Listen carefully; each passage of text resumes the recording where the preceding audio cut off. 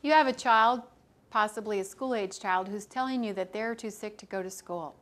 My name is Beverly Bitterman, ARNP, Health and Wellness Consultant.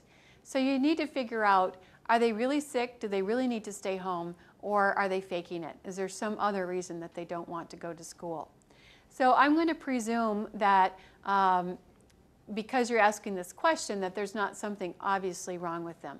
They haven't had a cold for a week. They've not been throwing up during the night. They've not had diarrhea that you've known about. So your child perhaps is complaining about a serious stomach ache or a headache or an earache or something that you can't exactly see.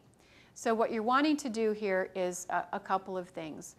You're wanting to let your child know that you do care about their symptoms, and you're also wanting to let your child know that most symptoms that would keep them home from school would show up in one way or another.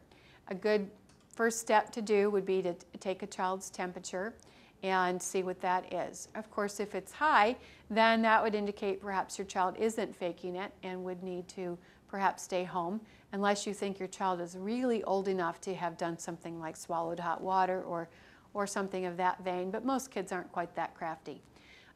Beyond fever, you're going to look for other symptoms. You know, how do they look? Do they look pale? Do they look healthy in their skin tone?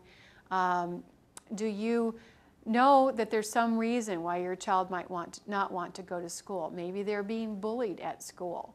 Maybe they have a test they haven't studied for, something like that. So those are some things to consider, and really it boils down to, as a parent, you're going to have to make a decision. You also will pay attention to how often does this happen.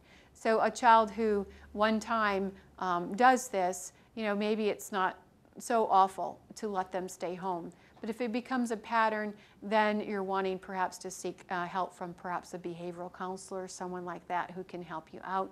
You might want to talk to the teacher and find out if something's going on at school. So those are just a few tips and strategies to consider when you think that your child might be faking it.